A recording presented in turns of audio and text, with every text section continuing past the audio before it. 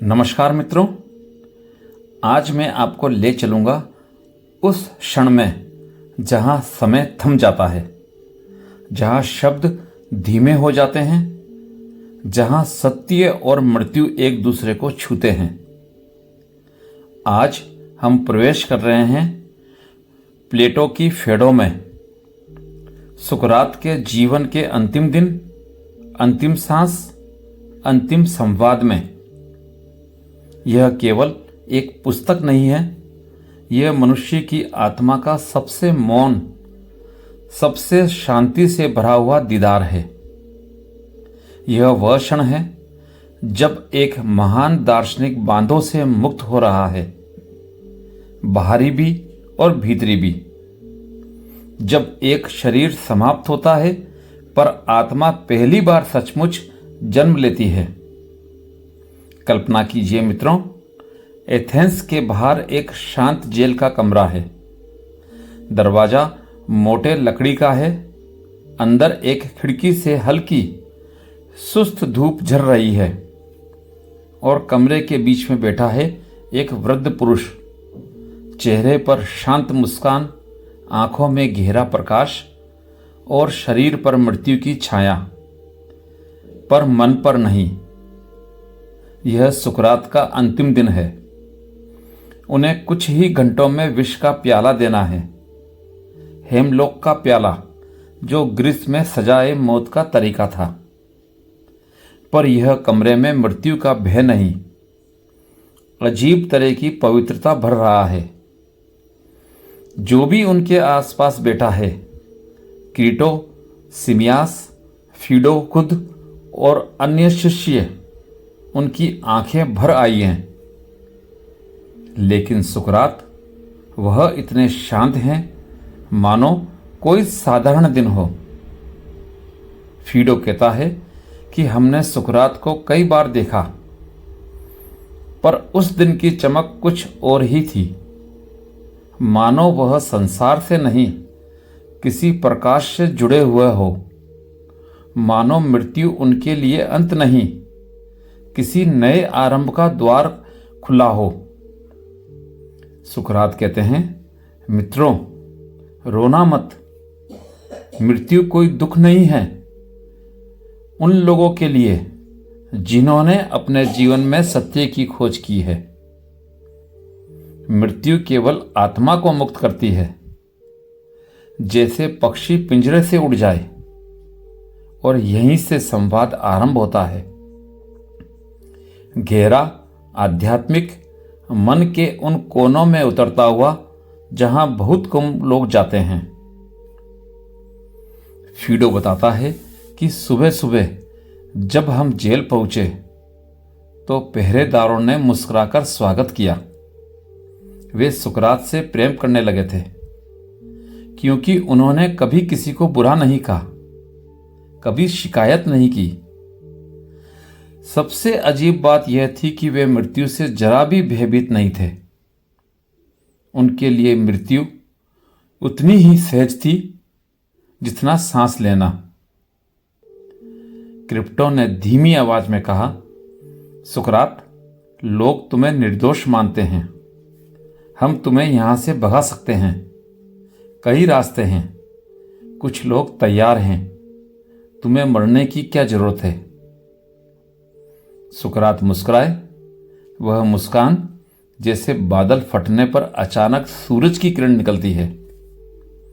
उन्होंने कहा, क्रीटो, मैं पूरे जीवन सत्य का अनुसरण करता रहा। क्या मैं अपने अंतिम क्षण में उससे मुंह मोड़ लूं? भागना केवल शरीर को बचाएगा, आत्मा को नहीं। और आत्मा ही मेरा स्वरूप है। कमरे में गहरी खामोशी फैल गई। शिष्य कांप रहे थे। कोई बोल नहीं पा रहा था। सुकरात ने हाथ बढ़ाकर फीडो का कंधा पकड़ा। फीडो, मृत्यु से मत डरना। सत्य का मार्ग कभी डर से नहीं चलता। जीवन और मृत्यु केवल दो द्वार हैं। एक से हम आते हैं, दूसरे से जाते हैं। लेकिन हम रहते किसी और जगह हैं, हम आत्मा में रहते हैं। इसके बाद वे अपने शिष्यों से पूछते हैं, क्या आत्मा मृत्यु के बाद भी रहती है? यही प्रश्न पूरे फेडो की आत्मा है और सुकरात इसे सिद्ध करने की यात्रा पर निकलते हैं। वे कहते हैं कि आत्मा शरीर से नहीं बनी, शरीर मिट्टी से बना है और मिट्टी में लौट जाता है। शरीर बदलता है, बूढ़ा होता है, बीमार होता है, लेकिन क्या आपने कभी ऐसा देखा कि आपके भीतर कुछ है जो कभी बूढ़ा नहीं होता? कुछ है जो बदलता नहीं, जो अचल है, जो गवाही देता है आपके सारे सुख दुख, सफलता असफलता, जन्म मरण का। वही आत्मा है और आत्मा उस सत्य से बनी है जो न जन्म लेता है न मरता है। शिष्य सुकरात को देख रहे थे, मानो मृत्यु के सामने खड़ा कोई ऋषि बोल रहा हो। मृत्यु वहां थी, पर उसे सुकरात की आवाज भी भयभीत कर रही थी। सुकरात आगे कहते हैं, हम कुछ बातें जन्म से ही जानते हैं। हम सुंदरता को पहचानते हैं, even when we first see it. हम न्याय, प्रेम, सद्गुण, इनका बोध होता है। यह ज्ञान कहां से आता है? यदि हम जन्म से पहले कुछ नहीं थे तो यह ज्ञान कहां से आया? सभी शिष्य चुप हैं। सत्य का संगीत कमरे में गूंज रहा है। सुकरात कहते हैं, क्योंकि आत्मा जन्म से पहले भी थी, आत्मा मृत्यु के बाद भी रहेगी। मृत्यु केवल एक वस्त्र बदलना है, जैसे कोई पुराना कपड़ा छोड़कर नया पहन ले। उस कमरे में मौजूद हर व्यक्ति पर यह बात बिजली की तरह गिरती है, इतनी सरल, इतनी गहरी, इतनी सच्ची। लेकिन तभी एक हल्का सा चुनौतीपूर्ण स्वर उठता है, सिमियास का। वह कहता है, सुकरात, मान लो आत्मा शरीर के मिटने पर टूट जाती है, जैसे संगीत वाद्य यंत्र के टूटने पर नष्ट हो जाता है। फिर क्या? सुकरात फिर मुस्कुराते हैं। उनकी मुस्कान किसी पहाड़ी झरने की तरह साफ है। वे कहते हैं, यदि आत्मा शरीर की बनावट का परिणाम होती तो आत्मा शरीर के साथ ही नष्ट हो जाती, पर आत्मा शरीर को नियंत्रित करती है, शरीर आत्मा को नहीं। कभी आपने देखा है कि मन शरीर को आदेश देता है? शरीर थका हुआ है, पर मन कहता है उठो। शरीर रोना चाहता है, पर मन कहता है रुक जाओ। यह किसकी शक्ति है, शरीर की या आत्मा की? कमरा फिर चुप, गहरा, मौन, जैसे किसी मंदिर में हो। फिर सुकरात धीरे धीरे कहते हैं, मृत्यु केवल आत्मा के घर लौटने का दिन है। शरीर केवल मेहमान खाना है और आज मेरा निकलने का दिन है, इसलिए मैं शांत हूं, खुश हूं, जैसे कोई यात्री अपनी मंजिल पर पहुंच चुका हो। सभी की आंखें भर आई। फीडो लिखता है कि हम में से कई रोने लगे। हम अपनी कमजोरी रोक नहीं पाए। हमें लग रहा था कि हम एक पिता को खो रहे हैं, एक गुरु को खो रहे हैं, एक प्रकाश को खो रहे हैं। लेकिन सुकरात ने कहा, रो मत, तुम्हें मेरी नहीं, सत्य की चिंता करनी चाहिए। और सत्य तो कभी मरता नहीं। वे अपनी चादर को ठीक करते हैं, जैसे कोई ध्यान में बैठने की तैयारी कर रहा हो। उनका चेहरा सौम्य, शांत, पूर्ण है।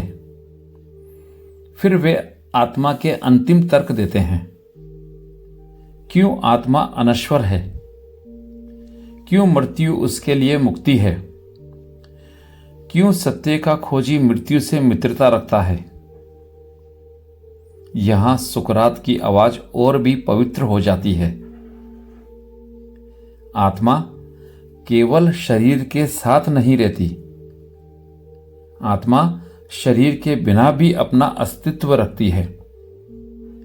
और मेरा विश्वास है कि जो सत्य से प्रेम करता है, जिसका जीवन शुद्ध है, जिसने अपने मन को न्याय और सद्गुण में रखा है, उसकी आत्मा मृत्यु के बाद ऊंचे लोकों में जाएगी। जैसे कोई दीपक हवा से छूटा नहीं, बल्कि हवा में फैल गया। कमरा मौन है, इतना मौन कि सुकरात की सांस भी सुनाई देती है। कुछ ही घंटों में वह विष का प्याला पीने वाले हैं, पर इस क्षण वह किसी उत्सव की तरह सजग, शांत और प्रकाशमय है।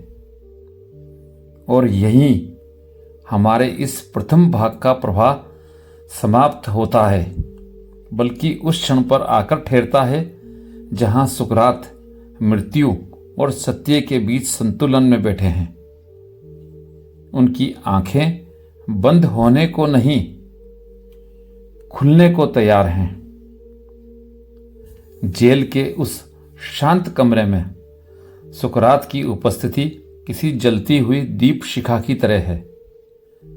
हवा के झोंके में भी स्थिर, अडोल उनके शिष्य गहरे मौन में बैठे हैं। किसी अनहोनी का भय नहीं, बल्कि किसी अनंत सत्य के आने का आभास लिए हुए। मृत्यु धीरे धीरे पास आ रही है, लेकिन सुकरात के चेहरे पर मृत्यु की नहीं, मुक्ति की चमक है। ऐसा लगता है कि वह मृत्यु का स्वागत कर रहे हैं, जैसे कोई पुराना मित्र लौटकर आया हो। सिमियास और केबेस अभी भी सुकरात की बातों में डूबे हुए हैं, पर उनके भीतर सवाल उठते हैं। आत्मा अनश्वर कैसे है? क्या यह संभव है कि आत्मा केवल शरीर का संगीत हो और शरीर टूटने पर भी वह नष्ट हो जाए? सुकरात इन सवालों को सुनकर मुस्कुराते हैं। वे कहते हैं कि मनुष्य वही सवाल पूछता है जिसमें उसकी मुक्ति छुपी होती है।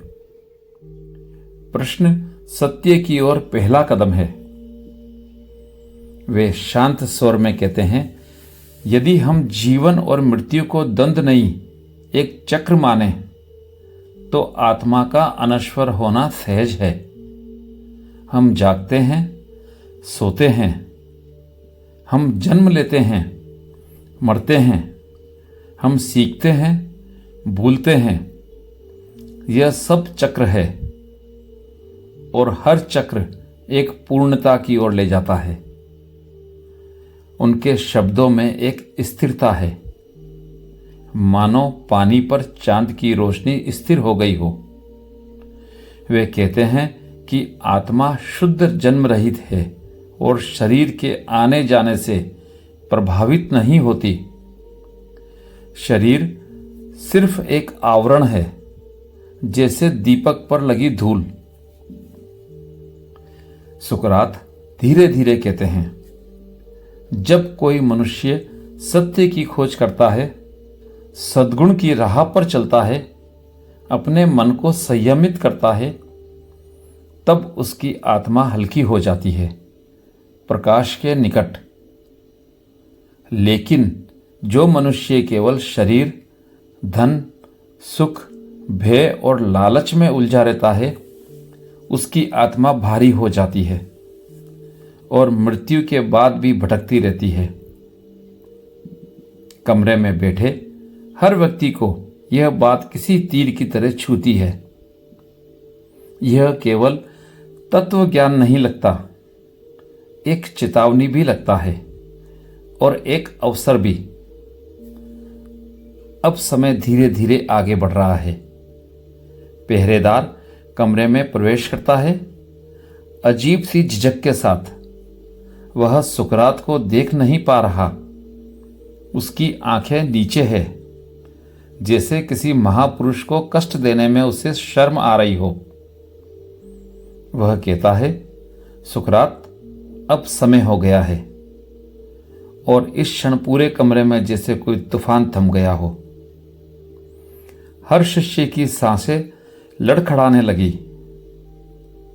फीडो लिखता है कि उस क्षण लगा जैसे दुनिया अचानक ठंडी हो गई। पहरेदार ने सुकरात को बताया कि उन्हें स्नान कर लेना चाहिए ताकि उनके शरीर का अंतिम संस्कार आसान रहे। सुकरात उठे, अद्भुत सहजता के साथ। वह वैसे ही चलते हैं जैसे कोई सुबह ध्यान से उठा हो, शांत, बिना किसी जल्दबाजी के। उन्होंने स्नान किया, अपने वस्त्र ठीक किए और शांत भाव से लौट आए।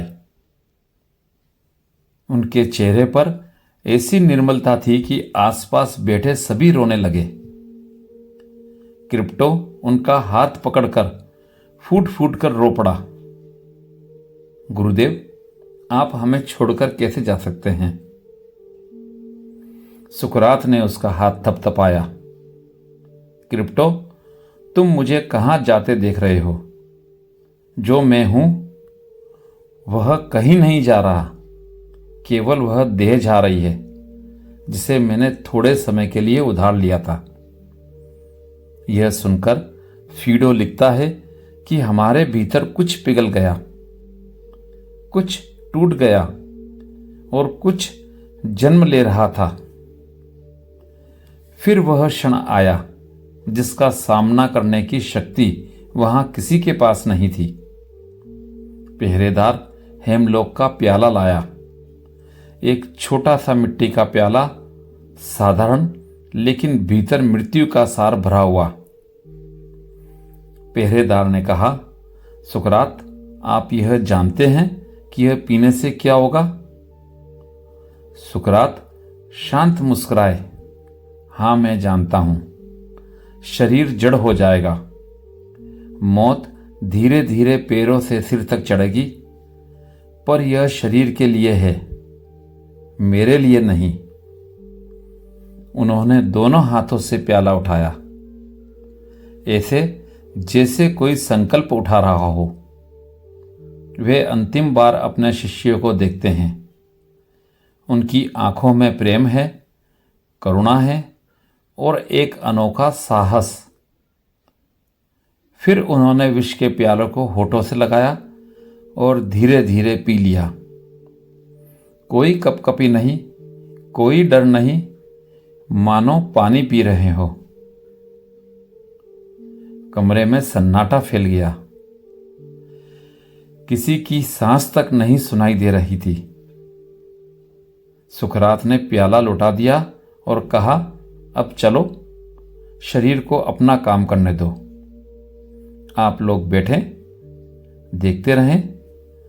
उनके शब्द शांत थे, जैसे किसी ने संध्या की हवा में हल्का सा स्पर्श किया हो। कुछ ही क्षण बाद सुकरात ने अपने पैरों को छुआ, पूछा, क्या तुम्हें कुछ महसूस हो रहा है? पहरेदार ने कहा, नहीं। सुकरात मुस्कुराए, देखो, मृत्यु नीचे से ऊपर की ओर बढ़ती है। धीरे धीरे उनके पैरों में ठंडक चढ़ने लगी, फिर पिंडली, फिर जांघें। वह कहते जाते, यह केवल परिवर्तन है, कुछ और नहीं। शिष्य रो रहे थे।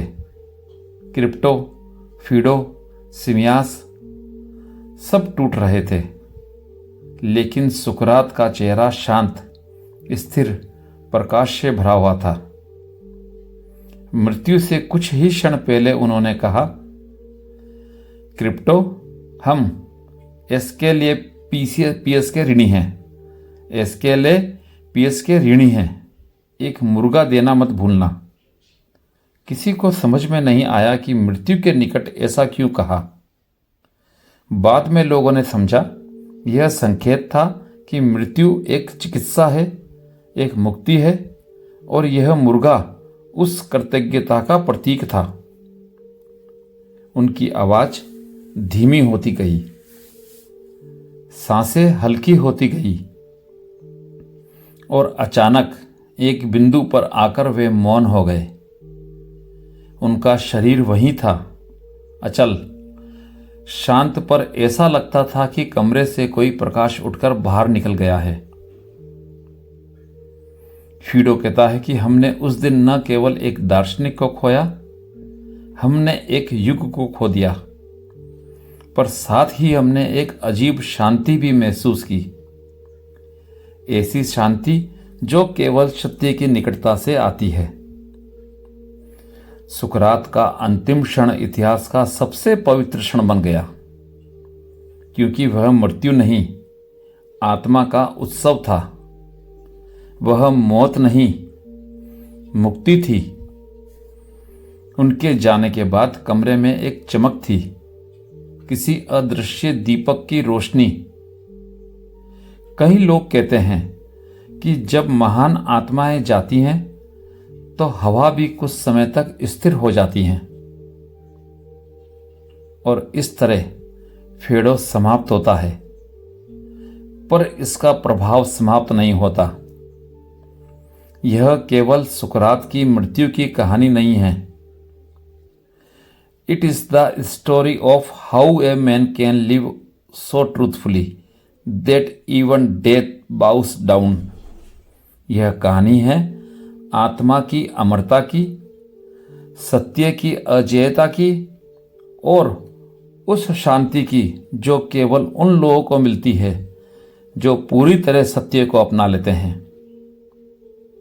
मित्रों, सुकरात मरकर नहीं गए, वह शरीर से मुक्त हुए। उनकी मृत्यु एक अंत नहीं, एक दीपक की लौ का हवा में फैल जाना था। और फेडो आज भी यही प्रश्न करता है, आप कहाँ रहते हैं? शरीर में या आत्मा में? भय में या सत्य में? अंधेरे में या प्रकाश में? यदि आपके भीतर यह प्रश्न जग गया है तो यह पॉडकास्ट केवल सुना नहीं गया, यह आपके भीतर उतर गया। यह यात्रा आपको कैसी लगी कमेंट करके ज़रूर बताएं। अच्छी लगी हो तो सब्सक्राइब करें, लाइक करें और शेयर करें। मेरे साथ बने रहने के लिए आप सभी का धन्यवाद।